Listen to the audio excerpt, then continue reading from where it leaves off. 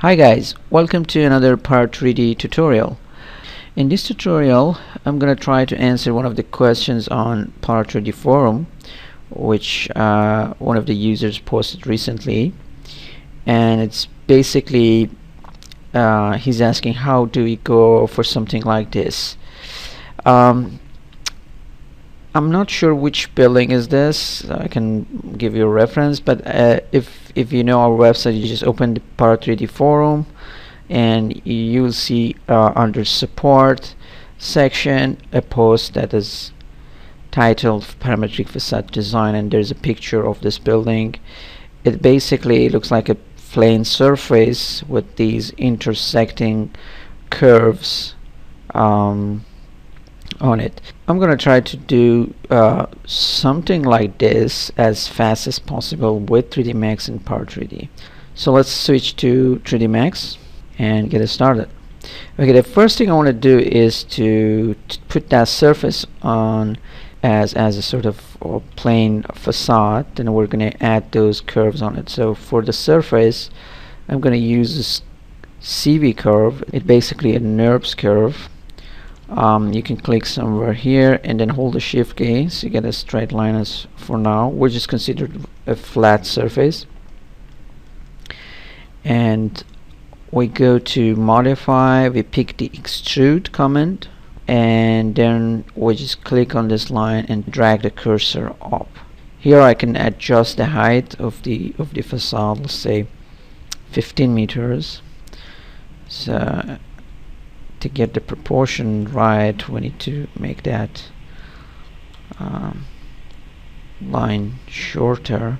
And the good thing about NURBS is they're parametric within 3D Max, so we can go back and change the stuff, and things will change directly. This is this seems to be okay in terms of the size and proportion.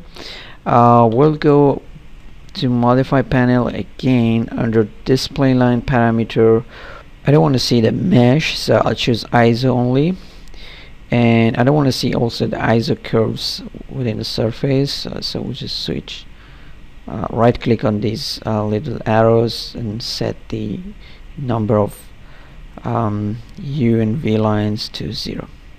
Alright, okay, we're ready to go. The next thing I'll do is to click on parametric array, and I'm going to choose shape. So the first number defines number of vertices, and the second one defines number of the curves or splines. So let's go with 6 and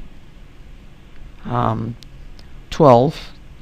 You can always change these numbers later from Power 3D setting. So once you create that, you get a spline shape within the scene, as well as a Power 3D node, a container node within the Power 3D dialog. So this is the shape that has been created already. It has 12 splines or 12 curves, and then 6 vertices in each curve.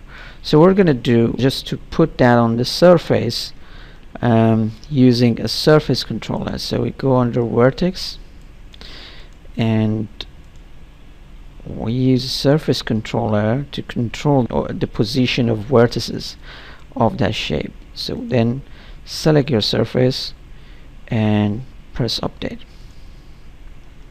So now our lines are mapped to the surface, and they follow the surface move. What we need to do is to choose patch edge, so ensure that they extend all the way to the edge of the surface, and also make sure that you choose trim, just in case, because we're going to manipulate these offsets, so they might go beyond the surface borders. If they go beyond the surface borders, we can just trim them, but these are all optional. If you like to extend some of those curves outside of the border of the surface, then you just simply say no here, and it does not trim that curve. Now let's use some random values to define the U and V offsets. What this is going to do is to move the vertices of these curves randomly in different direction, two direction of u and v. So I'm just gonna click on this channel and then bring a random controller with drag and drop here. So the random controller sets here, and then we're gonna use -1 for minimum and 1 for maximum, just for the beginning. And also I'd like to connect that to V offset. I'll see how it works when it moves the points in two direction. So let's update just to make sure that we get what we want. Let us make these curves renderable. We don't want to optimize the curve, because if that is checked, if three vertices are sort of very close to a line, then it creates a line between them. So let's uncheck that, and then let's add more steps to the curve. So when you see these sharp bends, the curve still looks smooth and clean. Let's make a mesh out of these. We're gonna check the rendering option in viewport. We want to change that cross section to rectangle. I want to set the size of that rectangle to something that close to what we saw in the picture. So that's how it looks like so far. Okay, I want to change this way that this lines moving through this across the surface. I want to do that more vertically than horizontally. I got a better result. And then I'm gonna add more splines, because it appears there are not many at the moment. So we're gonna increase that to 25. Can be even more, 30. And we can use two different random controllers. So we click on that make a unique controller, so it gives us two unique controllers for each channels of the surface controller. So here now I can set these offsets independently. So in terms of V offset, let's try a bigger range of randoms. Well, that's actually not the correct one. We have to do that in different direction. Okay, so okay, it looks better. And so now we can go ahead and increase that number one more time. Let's try with 40 lines.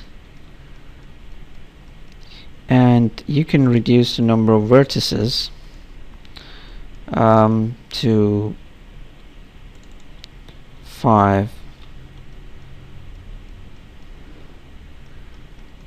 Okay.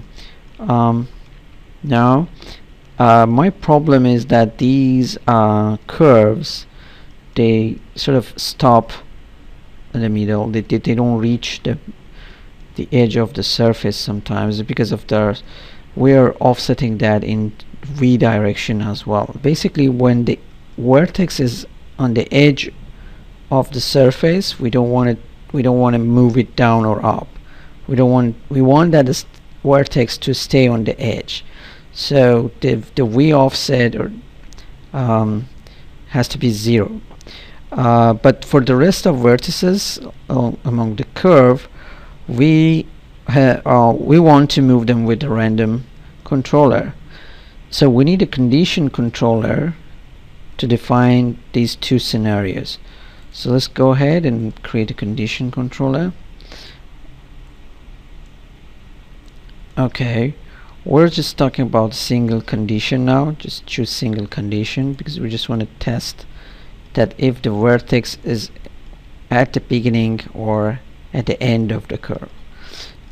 The condition controller is asking for condition, which is a Boolean value, and there will be the two outcome which will, based on the condition above, one of them will pass from this controller, and then it will go to the upper controller. Since I know that I'm dealing with the scalar values here, so I'll just set the type to scalar.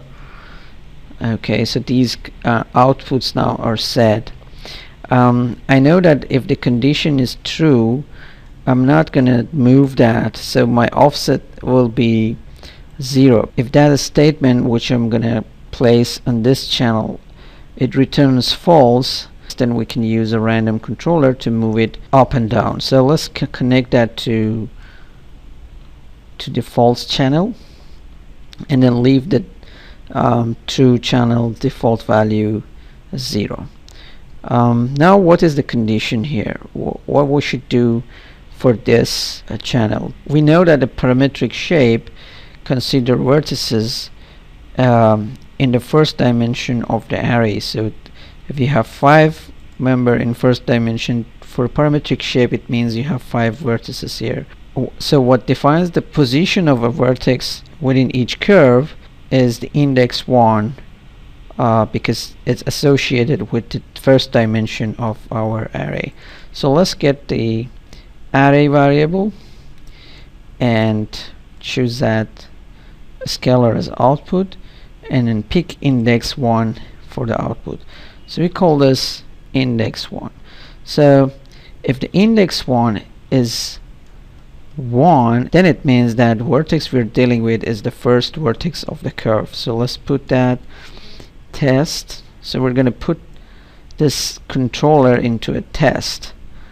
We're going to test this against being 1. So if A is equal B, which means that if its index 1 is equal to 1, then it's the first vertex. So that's why I call this first vertex.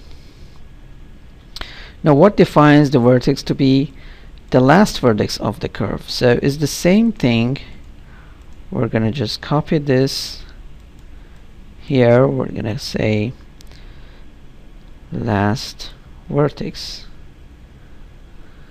and for the last vertex we have to check if the index 1 is equal to the number of vertices. If the curve has 5 vertices, if the index 1 is 5, that means that vertex is the last vertex of the curve. So we need another copy of this, and then we call it count1. Sorry, and then we choose count1. It means the number of items in D1. We know that the number of items in D1 is 5, but if you change that, then you always have to come back and change that value. But if you use this controller, it always has this information, so you don't have to be worried about how many vertices you have, what number you have entered as a number of vertices, because that always gives you the same thing. So we put that in value B. So now if value A and B are equal, that means the index 1 is equal to count1, and this means that we are dealing with the last vertex. Now we need to know when it happens that either of these conditions are satisfied. Here I'm going to go ahead and create a logic controller. The logic controller allows me to deal with multiple logical statements.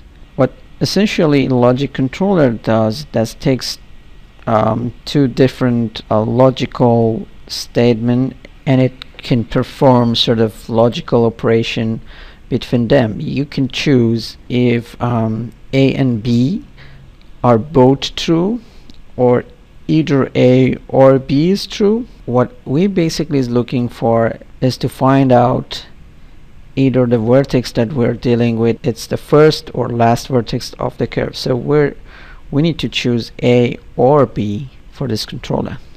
So now we can connect that to our condition. So if that's all true, then this is going to use 0 for the offset. So now I'm gonna go ahead and connect that condition controller instead of this random controller here, and then we're gonna update that. So now as you can see, the first and last vertex of the curves, it touches the border of the surface, and it looks much better now. These curves are following the V direction of the surface, or the vertical direction of the surface. So I want to add sort of new sets of curves that intersect with all these curves in horizontal direction. So let's go ahead and create another shape. If we create a parametric shape from this menu, first you need to choose parametric spline for the type of shape, and then we can just say how many splines you need. In this direction I just need maybe 6 or 5 splines, but I need more vertices in this case because the curves all happen to be longer. So I'm just going to copy this surface controller here, and then we're going to connect that to the vertex. In this case I'm going to use UV for the direction, and then we update that.